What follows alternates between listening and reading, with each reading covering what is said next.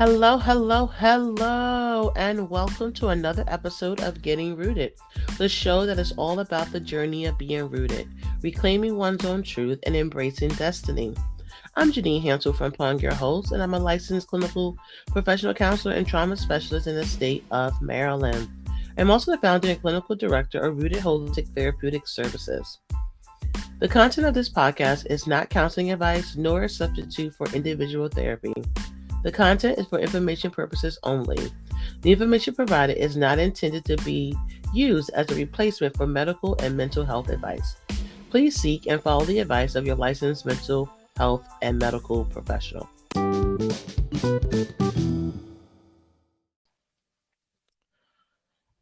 Well, in the last episode, I did a lot of discussing around the label of people pleasing and why we have a hard time saying no.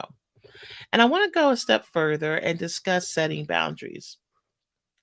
As I've said before, uh, I am a self proclaimed boundary queen, and I've learned that I need to set boundaries for myself in order to maintain and improve on my own self care. It was a necessity. And so boundaries are really rules, limits, or guidelines that you set in order to let others know what you are comfortable with and what you're not comfortable with. Boundaries are to identify ways for other people to behave towards you and what will happen if those boundaries are broken, right? So they know if I do this and Janine doesn't like it, this is how she's going to respond. Setting boundaries or healthy boundaries, to be more exact, is a relationship. In a relationship, creates a good foundation for a healthy relationship. So when you set healthy boundaries in your relationship, you are creating a good foundation. So people know what to expect, what not to expect, what you will allow, what you won't allow, right? And when we set these boundaries for ourselves, specifically in relationships, we're allowing our partner to understand and respect us. Now, there's different types of boundaries that we can set for ourselves. There are physical, time, conversational, relationship, and personal boundaries. And so I'm going to explain a little bit about each. And so, physical boundaries are those boundaries that we set for ourselves to ensure physical safety and proximity. So, like how far somebody can come close to you, how much they can touch you, where they can touch you. So, this may show up in your sexuality. This may show up in where you go, when you go places, like how close people can be if you're standing in like uh, um, a location or a place, and what we're comfortable with physically from other. Are we comfortable with touch? Are we comfortable with hugs? Are we comfortable with daps? Are we comfortable with no touch? And really being clear about what those physical boundaries are for you. The other boundary is time boundaries, and these are what we set to create a healthy mindset and schedule for ourselves. So, this includes setting limits on how much time we spend with someone or doing a certain activity or setting time boundaries for work, school, home life balance. So, really being clear about how much time you're willing to give to something or someone for a specific purpose or event. The other boundary is conversational boundaries.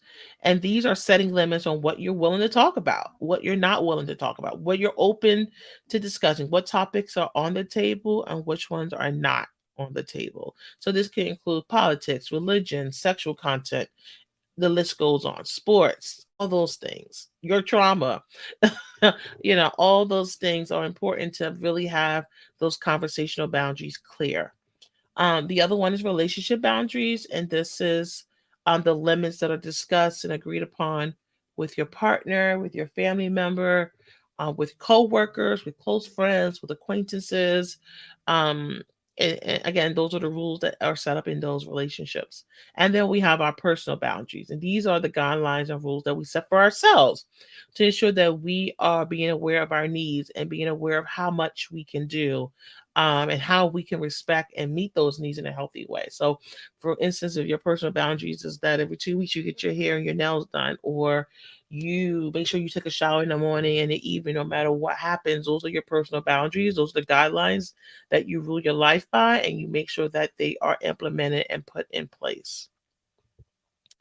So, with all that being said, now we're going to really look at um why it's important to know your boundaries, right? So it's hard to set boundaries if you don't even know what your boundaries are. So boundaries are really based on your values, or the things that are important to you. So for example, if you value spending time with your family, setting firm boundaries about working late, right? Like you won't, if you will work 9 to 5, but you have children at home, you have a husband, or you have something scheduled with your sister or whatever, you will stick to your boundaries and not allow other people to really impact um your time, and you will be clear on that, so you know what your where your values are. And again, this is an alignment or a step further from what we discussed last week when we talked about, or last podcast,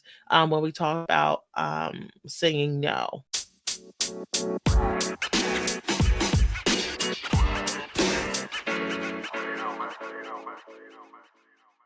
So your boundaries are yours and yours alone, right? It doesn't have to look like anyone else's. Many of your boundaries might align with those who are close to you, but others will be unique to you, because it's all about what makes you as a person comfortable, what is necessary for you to live your best life. And so those are the things you need to look at. And knowing your boundaries before entering the situation, this will make it less likely that you'll do something that you're not comfortable with. So you have to know what is your non-negotiables. You got to know what are you willing to do, what you're not willing to do. And some things you can say, you always have the right to say no. I keep saying that, right? Making sure you have the right to say no. And when doing so, express yourself clearly and without ambiguity, right? Let it not be confusing, that there's no doubt about what you want. So you can say, I'm not comfortable with this, or please don't do that. Not at this time. You can say, I can't do that for you, or this doesn't work for me, or even I've decided not to fill in the blank. This is not acceptable, or I'm drawing the line at blank, or I don't want to do that. These are all acceptable statements that you can make in order to really set boundaries for yourself. Um, and so, how do you do this? How do okay, these are the statements I can say, but what am I doing it with myself in order to make this possible, right? So you got to really work on your body language. Right? If your face is not matching up with what the words that's coming out of your mouth, it's going to be harder for people to take you seriously, especially if these are new boundaries that you've never set before, right? So you have to face the other person. You need to make eye contact. You have to use a steady tone of voice at an appropriate value. So not quiet like a mouth, but not loud either, because if it's too loud, they're going to tune you out. So you have to use confident body language in order to communicate exactly what is it that you're trying to get across to them.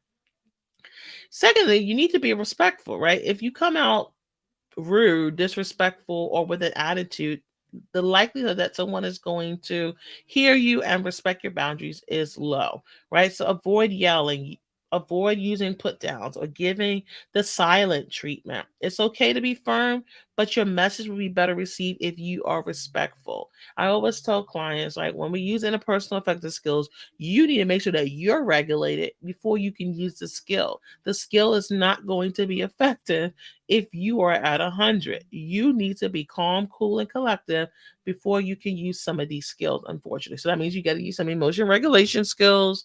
You may need to use some distress tolerance skills to get you all the way together, so that then you can utilize setting boundaries, right?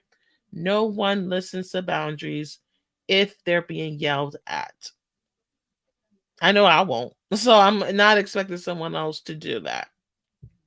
The other thing you need to do is plan ahead. So think about what you want to say and how you want to say it before entering a difficult discussion. This can help you feel more confident about your position. So really being proactive about it, right? Again, not setting the boundaries when you're angry, right? Like you got to the end of your rope, or this keep happening over and over again. You kept letting it happen, and now you're angry, and so now you want to set a boundary. Great, but you need to be able to be clear. So you have to get yourself together in order to communicate exactly what you want to say.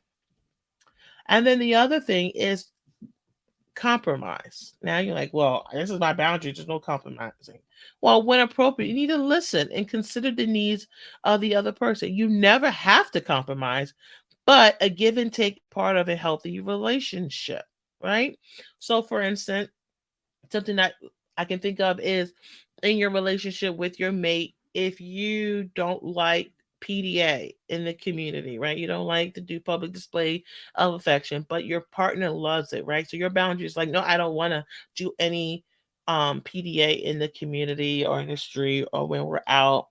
That's only for in the home, right? And you're like, but I really want to feel that connection. What can we do that we both can agree on, that I can respect your boundary, but also get my needs met? And so you may say, well, maybe holding hands is acceptable, right? So it's not kissing and, you know, fondling each other in the community, but holding hands is a safe middle ground for both you and that person so that you're getting your needs met in terms of some type of physical touch, and that person is not feeling overwhelmed or out of sort by um, public display of affection. So, really recognizing that there may need to be some compromise and recognizing that you don't have to compromise, but it will help in the dialogue and getting your needs met in overall.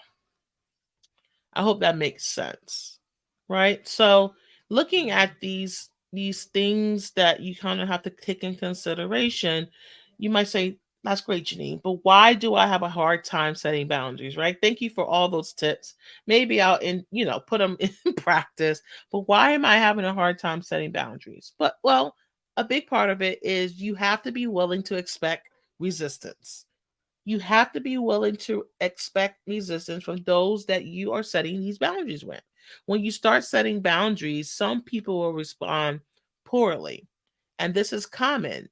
You know, this is common. They're usually the people who have been benefiting from you lacking boundaries. So they don't want you to change, right? It's not going to benefit them if you say no, or you say, no, I can't do that, or please stop doing this to me. It doesn't benefit them. It doesn't make them feel good that you're setting a boundary, right? So some people may just need time to adjust to your new boundary or your new behavior or your new way of living your life, while others will use anger to try to manipulate you and coerce you away from setting your boundaries, right? They give you a guilt trip. And so one of the most common reasons for not setting boundary is the fear of conflict. I don't want to deal with conflict. I don't want to deal with a disagreement, right? I talked a lot about that in the last episode. Like, I don't want to deal with this tension. So I won't set a boundary, even though I really need it, and I'm unhappy. I don't want to make other people unhappy. So you don't want, you not wanting to upset or anger people is really you sacrificing your own needs and wants to keep the peace. Yes, people pleasing. Exactly. Thank you. It's tempting, right, to return to passivity when others don't like your boundaries. However, even when your boundaries provoke anger or resistance, it doesn't mean you shouldn't set them, right? That's not an excuse to not set them. It means that you need to ask for help and take steps to keep yourself safe, right? So maybe not being alone with that person when they're threatening you or being aggressive or volatile. You got to do what you need to do to keep yourself safe. And sometimes it helps to remember that when people resist your boundaries, it's a confirmation that the boundary is necessary, right? If the boundary is needed when they start pushing back, you're like, oh, yeah, this is definitely a necessity in this relationship in order for us to continue to move forward. Um, but as I said before, you're not a gatekeeper. You're not responsible for how others react to your boundaries. That's not your responsibilities. You don't have to make them feel better or take responsibility for the consequences of their actions. That is not your responsibility. You are only responsible for your own feelings and how you react and behave in this relationship, because boundaries are not for them. It's for your own well-being, and it's not to control others. You're not doing it to control them, to tell them how to do things. You're just sharing with them how you want to be treated, right? Boundaries should never be an attempt to control or punish other people. They're a form of self-care, something you do for your own well-being that also benefit other people as well, because it protects you from being taken advantage of, or overcommitting, or overworking, or feeling overwhelmed, both physically and emotionally, um, and not being abused by people that don't respect boundaries. So, of course, we all want people to respect our boundaries, but we got to remember that they don't have to. But we have to accept that we can't make them accept or respect our boundaries. And with that, we that gives us a lot of communication. It communicates a lot to us what we need to do in that relationship and whether that relationship is really for us, right? So when we set boundary, it's a statement of who we are and what we need. Your boundaries say, I matter. It says my feelings matter, my ideas matter, my health matter, my dreams matter, my needs matter. And if others won't treat you well, you have options, right? You can emotionally detach yourself from that person, you can physically distance yourself, or you can just end the relationship.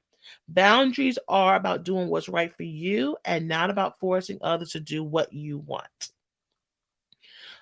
With setting boundaries, it's a skill that really takes practice, and I hope these tips make setting boundaries a bit easier and really helping you realize where you are in this process and where you are on this journey, of setting healthy boundaries for yourself. And if you're just beginning to set boundaries, you may feel guilty. You may feel guilty, and perhaps maybe selfish or mean, or that's what you're being told, because this is new. Not because you're doing something wrong, but it's unnatural for you in what the stage that you're in, because you're so used to just doing whatever somebody else wants or going with the flow or whatever what other people want. So your needs are valid, and setting boundaries will get easier the more you do it. Trust me, it will become like a muscle the more you do it. And so, with that, I want to end today's podcast with a guided meditation called Imagining Your Inner Land to Build Healthy Boundaries. And I want to invite you to go on this journey with me today as we close this discussion. Um, it, you can, pause the podcast if you want to do this. If you're listening while you're driving, please don't do the mindfulness while you're driving. But if you are somewhere safe and comfortable and quiet, this would be a great practice. You can pause this podcast, come back to it, to do it. But I think this will be helpful for you in navigating this new um, place of setting healthy boundaries for you and those relationships that are in your life. Okay. So I just want you to take a few moments, noting where you are, noting where your feet are, noting where your body is landed, if you're laying, if you're sitting, and knowing that this guided meditation is for helping you build healthy and purposeful boundaries. When you make a healthy boundary for yourself, then things that sometimes have hurt you in the past would not be able to reach you anymore. Boundaries give to, as well as providing some life essentials. And so let's begin, as we always, by breathing together. So taking 5 deep breaths now with me to oxygenate your body and all of its systems.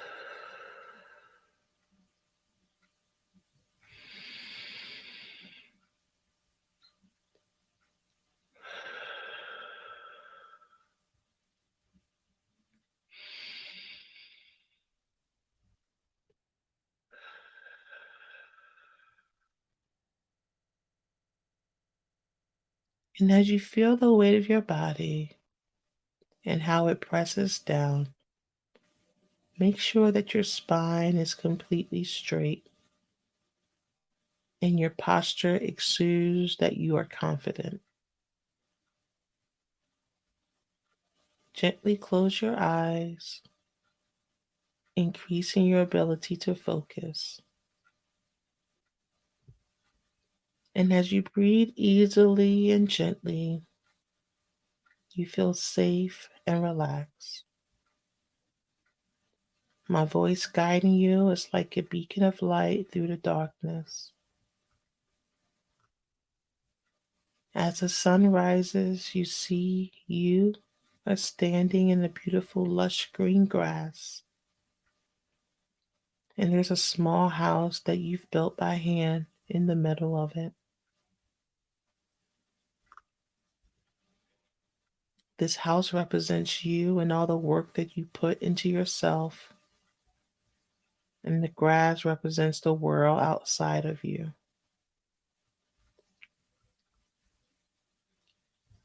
You decide that it would be good to plant some trees and some shrubs so that these plants will aid in protecting you from harm, and they also benefit the world.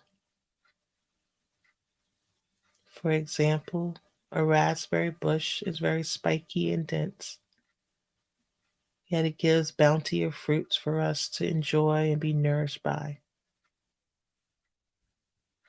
If you plant many in a row, they will protect you as well as a tall electric fence. But this plant also gives. It serves two purposes. When you plant tall trees, they will protect you from harsh winds if placed in a way that is good through all of the seasons.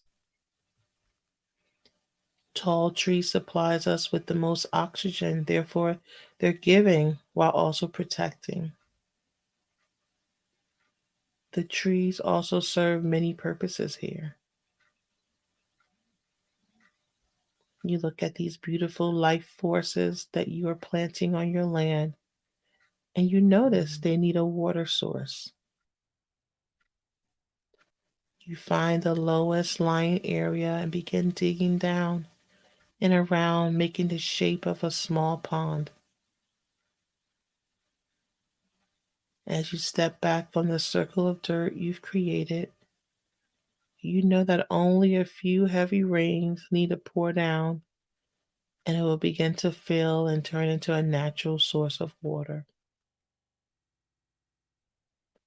This pond serves many purposes on your land. It not only provides you and the wildlife with water, but it also gives you somewhere to go to meditate and reflect on the good things in your life and the good things that you do for others. Closer to your house, you see you need some vegetables and fruits. So create a garden that is easy for you to access and water when necessary. You plant all of the fruits you like and any kind of vegetables you need. Your garden flourishes and provides. All this garden needs from you is to be tended to. You look around and you see you need an orchard. So you strategically plant many apple trees and other fruiting trees right next to the protected area by the big tall trees and a little closer to the pond so that they can drink. This orchard supplies you with the most delicious apples you've ever tasted, and their nutrients are all off the charts. You look around your plot of land and you are proud.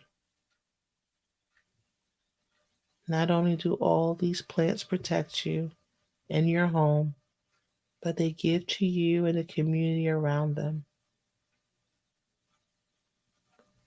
So make sure you work on the garden within you and put up proper barriers that, if planted well and with love and care, they also give. You are protected and allowed to lead a happy life. And lastly, look again at your hand built home and make any necessary changes to it. You are an excellent builder after all, and the land is yours.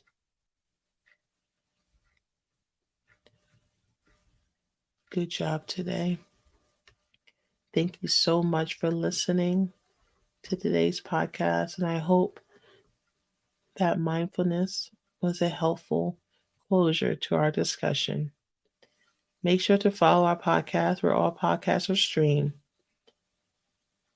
Follow me on Facebook at Getting Rooted 23 and on IG at Getting_Rooted, as well as on TikTok at Getting Rooted. And make sure to comment on Facebook and on Instagram so that we can have a conversation. For that's the best part and my favorite part of doing these podcasts. Until next time, be well and make sure to reclaim your own truth and embrace destiny.